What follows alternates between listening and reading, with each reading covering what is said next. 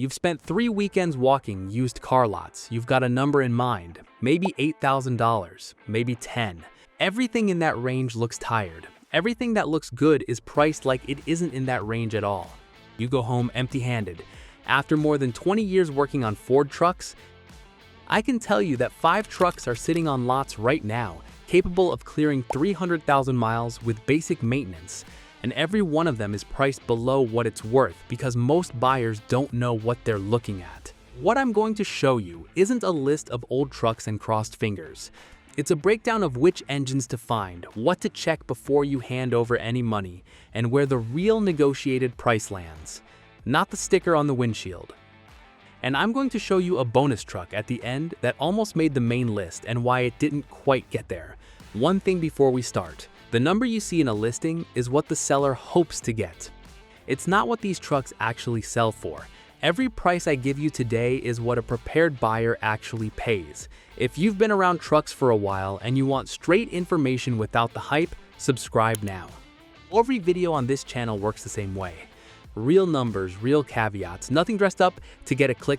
The number 5. Ford Ranger 2009 to 2011 4.0 L V6. Buyers shopping this budget assume a Ranger is too small to be worth their time and go chase a Tacoma instead, paying $2,000 to $3,000 more for the badge. The 4.0 L SOHC V6 in this generation is a proven engine. Chain-driven, naturally aspirated, and Ford built variations of it for well over a decade across multiple platforms. Parts are everywhere and labor is cheap. Current pricing on clean examples runs $7,000 to $9,000. Negotiated real-world prices come in below that on higher mileage trucks. Before you buy one, check for a rattle on cold start. That's usually the timing chain tensioner starting to wear. Catch it early and it's an afternoon job in the driveway. $200 to $300 in parts. Ignore it long enough and you're looking at a much bigger repair. Check the frame forward of the rear spring hangers for rust. That's where mud packs and holds moisture. And pull the dipstick. Gray sludge around the filler cap tells you the previous owner ran a lot of short trips. Cold starts, short distances, the oil never fully warmed up. Harder on an engine than high mileage from highway use. The market treats this truck like it's too small to matter. The truck doesn't know that, neither does the odometer. Number 4. Ford Explorer Sport Trac 2007 to 2010 4.6 L V8. This is the truck almost nobody finds because almost nobody searches for it. Buyers type in F-150 or Ranger, and this one gets filtered out because it's filed under SUV, not truck. That's exactly why the price has never caught up to what this truck is actually worth. Nobody's bidding against you for a vehicle they don't know exists. Stick to the 4.6 L V8 specifically, not the V6. It has the lowest complaint rate of the 3 engines Ford offered in this generation. And the independent rear suspension gives it a smoother ride than a solid axle pickup. Something you'll notice quickly if you're doing highway miles. Current pricing runs $6,000 to $9,000 for clean examples. Before you buy one, check both front and rear sway bar links. They're a known wear item on this platform and a $150 part with an hour of labor. I've seen dealers quote 3 times that for the same job. Check the rear differential cover for seepage and verify the transmission fluid has been serviced. This generation is straightforward when it's maintained and expensive when it isn't. Everyone's looking for a truck. Ford already built one and filed it under SUV. Before we get to the top 3, this is where it gets specific. Subscribe if you want to know what a 20-year Ford mechanic actually looks at before recommending a truck. Not what the listing says, what the truck actually tells you. Number 3. Ford F-150 XL Work Truck, 2011 to 2012, 3.7 L V6. This isn't about a generation, it's about a trim level. Buyers walk onto a lot, see a Lariat with leather and chrome, and assume that's the truck that will last longer.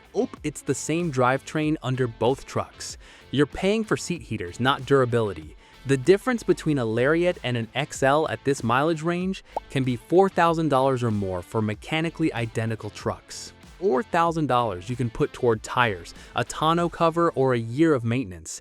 Things that actually affect how the truck runs. The 3.7 L V6 is naturally aspirated.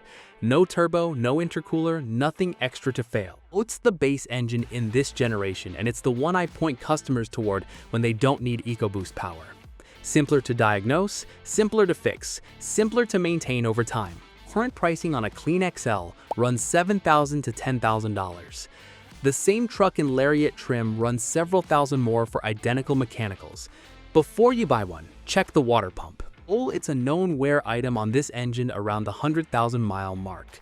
Catch a whine or a squeal early, and it's a straightforward swap in an afternoon. Ignore it, and you're replacing a water pump on the side of the road instead of in your driveway. And check the differential fluid if the truck has any towing history. You're not buying less truck, you're buying less chrome. I put together the same Ford longevity checklist I hand to customers before they hand over money on an older truck.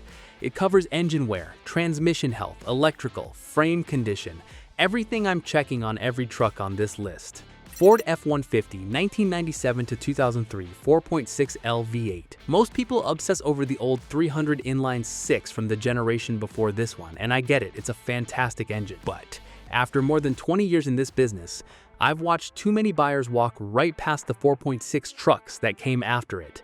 That's where I'd be looking today. These trucks spent years getting ignored because buyers were arguing about the inline 6 that came before them and the 3-valve trucks that came after them. Nobody was paying attention to what was sitting in the middle. This is the Modular 406, single overhead cam, 2-valve. It's not the same engine family that gave the later 3-valve trucks their spark plug ejection and cam phaser problems. This one is simpler, and Ford had already been refining it for years by the time this generation rolled off the line. Current pricing runs $3,000 to $8,000, depending on mileage and condition. Some clean examples still show up under $4,000. Before you buy one, get a real look at the frame, especially if the truck spent any time in a salt state. Probe the metal. Don't just look at it. Check the intake manifold gasket for coolant seepage. It's a known issue on this era of the modular V8. I've seen it go unnoticed for months, just a faint coolant smell and a reservoir that needs topping off every few weeks until it finally lets go all at once. And check for a slow battery drain. A handful of owners reported it on this generation, and it's usually a simple fix, not a wiring problem. The market remembers reputations longer than mechanics do. If someone walked in tomorrow with a $5,000 budget, this is where I'd tell them to start looking. Number 1 is coming up. It's the truck I've recommended more than almost anything else on this entire list, and most buyers walk right past it because of one assumption that costs them thousands. If you want the follow-up video on what to actually check at the lot before you hand over any money, that's already on this channel. Subscribe so you don't miss what comes next. Number 1. Ford F-250 Super Duty, 2011 to 2014, 6.2L V8 gas, regular cab XL. Here's the assumption that costs buyers the most money on this entire list. They think Super Duty means diesel, and they pay a diesel premium for towing capacity they use twice a year. Half the people paying diesel money never tow enough in a year to justify owning one. They're paying to insure, maintain, and fuel a capability they use a handful of times, 365 days a year. The 6.0L V8 gas doesn't have the towing ceiling of a Power Stroke. If you're pulling a full-size gooseneck loaded heavy every week, that's a different conversation. But for the vast majority of owners who never approach that ceiling, the 6.2 is simpler, cheaper to fix, and it doesn't carry the injector or emissions complexity that comes with a diesel. No DPF to clog, no injectors running $400 to $600 each when one finally fails. The price only works in regular cab XL trim. Current pricing runs $9,000 to $10,000 in that specific configuration. Crew cab and higher trims push well past $10,000 for the same drivetrain. Stay in regular cab XL and you're buying Super Duty capability at F-150 money. Before you buy one, check the transmission fluid condition on the 6-speed torque shift. Ask about towing history if you're buying from a commercial fleet, and check tire wear patterns for signs of alignment issues from hauling. A truck that's spent its life on a worksite tells you everything in the tread before you ever pop the hood. If someone walks in with $10,000 and tells me they need a Super Duty, this is the truck I point at first, not the one with the badge that costs $6,000 more, the one that actually matches how they drive. Bonus, Ford F-150, 2011 to 2014 5.0L Coyote V8. This one almost made the top 5, and on engineering alone, it deserves to be there. Forged steel crank, no turbos to fail, no intercoolers to leak. A bottom end that owners have documented well past 200,000 miles. It didn't make the main list on price alone. The honest number right now is $11,000 to $15,000, not $10,000. But sellers sit on these longer than you'd expect, and a patient buyer willing to negotiate can occasionally land one closer to $10,000. If your budget has a little room to stretch, or you're willing to wait for the right seller, this is the engine to watch for. 5 trucks, 1 bonus. Own every number you heard today is what a prepared buyer actually pays, not what a seller hopes to get. If you want the full walkthrough on what to check before buying any older Ford, if this helped you keep a little more money